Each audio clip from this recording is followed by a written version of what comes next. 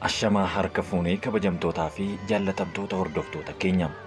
Guyyaa har'aa seenaa afaan Oromoo keessatti wanta hayyoonni jedhan qabannee isiniif dhiyaanna. Kana keessatti ciminaan kan nuti ilaallu waa'ee afaan Oromoo afaan federaalaa ta'uu fi hanga ammaatti danqaan isa qabe maali kan jedhu bal'innaan yaada hayyootaa fi qeeqa isaanis walitti qabnee isin biraan geenna. Afaan Oromoo afaan hojii federaalaa gochuun mirga uumamaa Oromooti kan jedhan hayyuun sirna federaalizimii namni siyaasaa guddaan milkeessaa midhaagaa gammachuuti. Mootummaan giddugaleessaa Finfinnee taa'u dachee Oromiyaa fi uummata Oromoo irraa gibira sassaabbatu baay'inni uummata biyyattii yoo xiqqaate 40% uummata kanaa ta'ee osoo jiru afaan dhalootaa tokkoffaa biyya kana keessatti dubbatamu ta'ee osoo jiru afaan hojii federaalaa gochuu dhabuun sirrii miti kan jedhan hayyoota hedduudha. Yoo waan kana hin godhu jettee mirga uumamaa Oromoon mootummaa isaa afaan isaatiin ijaarate afaan isaatiin tajaajilamuu qabu dhorkite waan ta'eef yakka guddaadha. Cal'ifamees ilaalamuu hin qabu jechuun Dr. Milkeessaan dabalaniiru. Mootummaan amma aangoo irra jiru afaan Oromoo kan ilaallatu dabalatee gaafilee murteessoo uummanni Oromoo gaafachaa ture saffisaan akka deebisan waadaa galuun kan yaadatamu ta'uu hayyuun kun imaammata haaraa fidneerra jechuun afaanota baay'ee afaan hojii federaalaa gooneerra kan jedhamu diraamaadha jechuun dubbataniiru. Gaafilee Oromoo waggaa 50 darban keessa gaafatamaa turan keessaa tokko dhimma ijoo dhimma afaan Oromoo afaan federaalaa gochuuti. Gaafiin kun waggoota 6 dura gaafilee uummata Oromoo akka dhimma maastar pilaanii fa'aa dabalatee daran ija babaasanii dhufanii akka lakkoofsa warra alaatti bara 2018 mootummaa jijjiiruu sababa ijoo ta'an keessaa gaafilee ijoodha. Carraaqqii muraasa tarii kan biyyoota hedduu shakkii keessa galcheeyyuu akka dhaabaa fi dhuunfaatti mul'achaa ture. Waggoota 6 boodas gaafiin kun ammallee gaafii deebii hin arganne ta'eera. Hayyoonnii fi namoonni siyaasaa dhimma afaan Oromoo afaan hojii federaalaa gochuu irratti yeroo garaagaraa yaada isaanii akka himanitti dhimmichi dhimma siyaasaa yookaan dhimma dhaabaa qofa ta'ee hafuun waan nama gaddisiisudha jedhan. Kana yeroo jedhanis murteen paartiin badhaadhinaa afaan Oromoo dabalatee afaanota Itoophiyaa keessa jiran 5 yookaan ammoo 6 hojii dhaabichaa gochuudhaaf akka ta'uuf dabarsee kenne akka fakkeenyaatti kaasanii turan. Muummichi ministeeraa Itoophiyaa Dr. Abiy Ahmad Ali gara aangootti akka dhufaniin gaafiin hangafaa hunda dura deebisuu qaban kana xiyyeeffatamaa kan ture gaafii afaanii ta'uu hayyoonni hedduun dubbataniiru. Gaafiin qeerroon gaafachaa turee fi aarsaa itti kafalee tokko afaan Oromoo afaan hojii federaalaa nuuf haa ta'u kan jedhu akka ta'es hayyoonni hedduun kaasaniiru. Gaafiin kun garuu hanga ammaatti deebii osoo hin argatiin hafuun yaaddoo uumeera. Namoonni siyaasaa fi hayyoonni garaagaraa mootummaan gaafii kanaaf deebii sirnaa kennuu harkifachuu isaa qofa osoo hin taane murtee paartichi afaanota biroo 5 yookaan ammoo 6 waliin makuun deebisuuf yaaluun isaa qabatamaan hojiitti hiikamuu irratti rakkisaa ta'aa jedhan. Afaan biroo tokko dirqama afaan Oromoo waliin wal bira qabanii afaan federaalaa gochuun miidhaa kan hin qabne ta'uu kaasanii amma afaan tokko akka fudhannu dirqamamaa jirra. Afaan kana keessaa yeroo dabalaa deemnu ammoo humna afaan seenaa yookaan ammoo afaan Oromoo akka inni keessaa hir'asu beekamaadha jechuunis kaasaa jiru. Kanaaf amma afaan tokko dabaluun mirga osoo ta'uu itti dabalamee osoo hin taane mirga inni duraan qabutu walakkatti irraa citee hafa jechuun yaaddoo guddaa uumeera.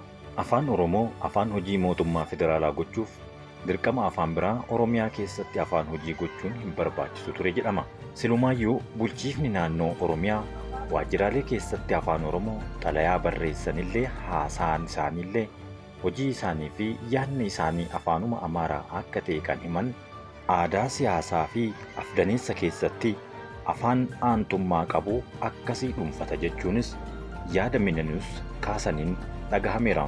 Kana jechuun maal jechuudha kan jedhu ammoo afaan Oromoo afaan Amaaraatiin liqimfamuu isaa gara fuulduraattis naannoo Oromiyaa keessatti iyyuu liqimfamaa deemuun shakkii keessa akka jiru himaniiru. Akkasumaan iyyuu magaalaaleen Oromiyaa afaan Oromoo jalaa ba'anii waajjiraaleen mootummaa afaan Oromoo jajjabeessaa akka hin jirre kan kaasan yommuu ta'u kun ammoo afaan Amaaraa seera qabeessa taasifnaan liqimsuuf kan deemu ta'uu kaasan. Gaafiin afaan Oromoo akka gaafatametti deebii argachaa hin jiru kan jedhe ammoo gargaaraa Pirofeesaraa Yuunivarsiitii Wallaggaatti kan ta'an Fedhasaan Taaddasaa jedhamu. Tapha ijoolleen ta'ee afaan uummata miiliyoona 4 fi kan uummata miiliyoona 40 waliin wal bira qabamuun afaan hojii gochuuf yaaluun qabatamaan hojiitti hin hiikamu jechuun dubbataniiru. Afaan 5 takkatti afaan hojii federaalaa gochuuf biyya hanqinni baajataa jiru akka biyya Itoophiyaa kanatti rakkisaa ta'uu kan dheeran osoo ta'uu afaanota kana keessaa tarreessanii kaa'uun Amaariffa akkuma duraatti itti fufeetu afaan hojii federaalaa akka ta'u hawwuudha jechuun Piroofeesar Fedhasaan dubbataniiru. Sababbiin afaan Oromoo afaan hojii federaalaa akka hin goone dhorkes maalidha kan jedhu gaafii gaafatamaniin Dr. Milkeessaan akkana jechuun deebisan. Rakkoon ilaalcharraa kan hafe wanti dhorku hin jiru. Aanga'oota sadarkaa ol'aanaa irra jiran dabalatee fedhii dhabuu malee wanti biraa hin jiru jechuun deebisaniiru. Kanarraa kan hafe naannoo Amaaraa fincila nurratti kaasa jedhamee wanti yaadamu soba waan hin fakkaannedha jedhu uummanni afaan Oromoo afaan hojii federaalaa hin ta'u jedhee hiriira ba'es hanga ammaatti hin jiru jechuun kaasaniiru. Ji'a ja'aan jalqabaa bulchiinsa ministeera muummee Dr. Abiy Ahmad jalatti uummanni guutummaan biyyattii kan deeggarsa guutuu taasiseef tokko keessaa afaan Oromoo afaan hojii federaalaa ta'a jedhanii kan abdatan jechuun kaasaniiru. Afaan Oromoo afaan hojii federaalaatti dabalamee biyya haa tasgabbooftu hunduu afaan Oromoo barannee Oromiyaa keessa deemuu fi hojjechuu ni barbaanna. Uummanni Oromoo mootummaa federaalaatti dhufee tajaajilamuu qofa osoo hin taane nuufillee caarraadha jedhamaa akka ture Dr. Milkeessaan haasaa isaanii keessatti yaadachiisaniiru. Uummata Amaaraas yoo ta'e afaan Oromoo yoo barate uummanni Oromoos duraan afaan dhiibbaan irratti fe'ameera jedhamee kan ilaalu afaan Amaaraa fedhee barataa kan jiran Dr. Milkeessaan akkasiin uummanni wal keessa gala tokko ta'a jedhee uummanni hunduu abdiin eeggatee ture jedhan. Osoo duubatti gara 2018tti deebinee ilaalne fedhii fi kaka'umsi namni afaan Oromootiif qabu guddatee ture jedhan.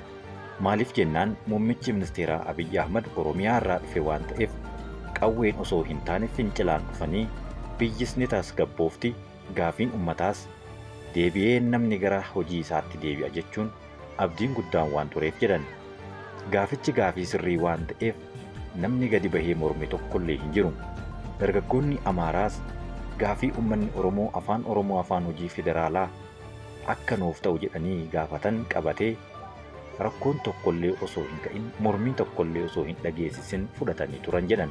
Itoophiyaa keessatti lakkoofsi uummataa afaan Oromoo dhalootaan dubbatu hunda caalee osoo jiruu yeroo heerri mootummaa federaalaa qophaa'ee ta'e jedhamee diida qabamuun bira darbuun dogoggora jechuun kaasaniiru. Heerri mootummaa tumameetti afaan Oromoo akka kaadhimamaa afaan tokkootti dhihaatus Amaariffa qofaan afaan hojii federaalaa gochuun filatanii darbuun loogii mootota Itoophiyaa durirraa jalqabee afaan Oromoo irratti raawwatamaa jirudha jedhan.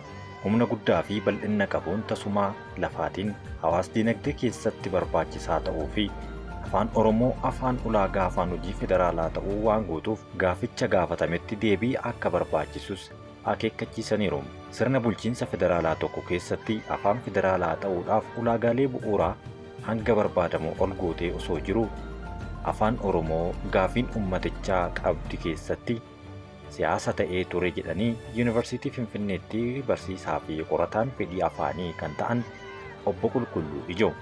Dhimmi afaan Oromoo dhimma paartii siyaasaa ta'ee hafee kan jedhanis yaaduma isaanii kana keessatti argine.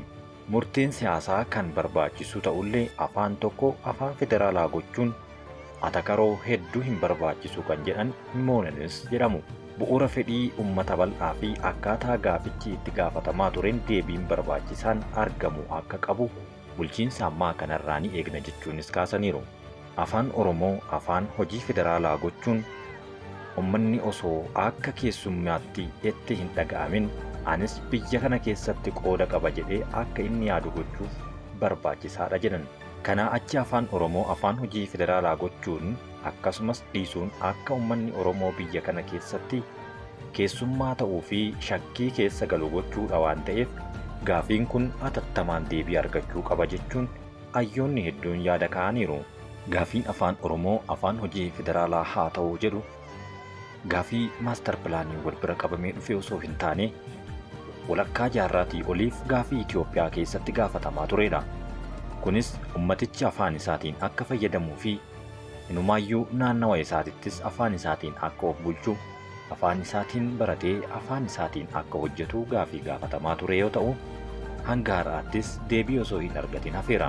Mootummaa naannoo Oromiyaa keessatti dachee Oromiyaa irratti afaan Oromoo afaan federaalaa akka hin taaneef daangeffamee waan tureef afaan birootiin uummanni keessummeeffamaa akka jiru hanga har'a ganamaatti seenaa dhugaati. Kabajamtootaa fi jaallatamtoota hordoftoota keenya, yaadni har'a walitti qabannee isiniif dhiyeessine guutumaa guututti yaada hayyootaati. Kunis qeeqaa fi yaada isaan kennan waan ta'eef yaada biraatiin hanga walitti deebinutti kan guyyaa har'aatiif qopheeffanne asuma irratti xumurreerra. Torbaan yaada kana babal'ifnee akka isinii deebinu waadaa keenya haaromsina. Waan nu dhageeffattaniif galatooma.